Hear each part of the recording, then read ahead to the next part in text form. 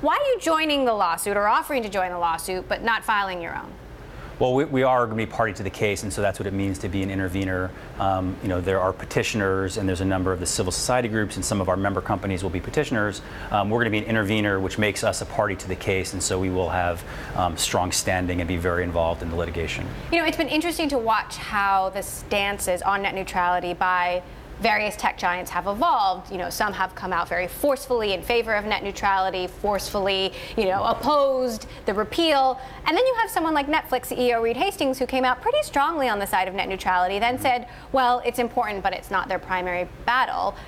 Why the indifference? No, I don't know. Maybe that was taken a little bit out of context. I mean, I can tell you that all of our members care a lot about this. They're all very engaged, and they've pushed us to be the tip of the spear for them fighting this.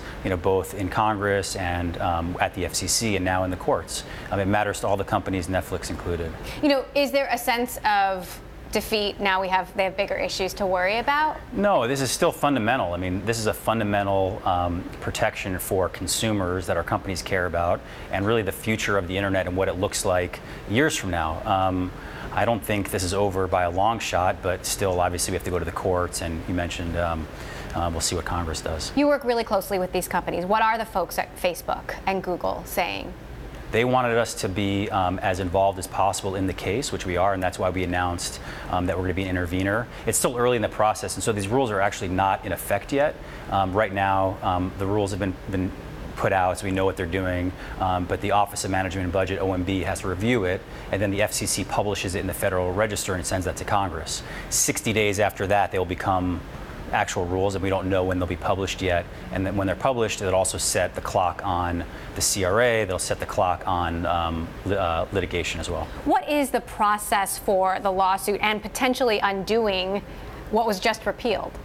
Or redoing, I should say, neutrality. Right, I mean, the fact that they're redoing it, we do think, I have to be careful not to completely tip our hand on our legal strategy, but the fact that they overturned this so quickly, the FCC has to show that they're not being arbitrary and capricious in this new rule.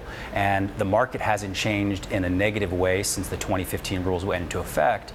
So we do think we have very strong standing in court to reverse these rules because the service providers are investing in their networks.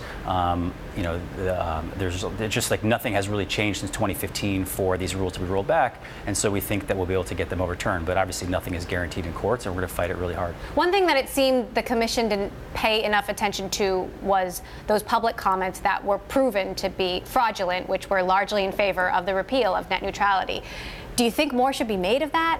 Like, what happened? No, I mean, it's unfortunate. I think if it was a vote, if this was something that came down to a vote or a ballot initiative of some kind, an overwhelming majority of Americans, both Republican and Democrat, in every community, support strong net neutrality rules. I mean, that's obvious. I think no one, unless you work for one of the big internet service providers, legitimately thinks that they should roll these rules back, and you should have the internet service providers like AT&T, Comcast, Verizon controlling the internet, blocking, throttling, and deciding what happens. So the comments are good to have people say that, and it was very important for people to do it. But the FCC did what they did. And again, a majority of Americans support the rules, and we're going to fight to bring them back.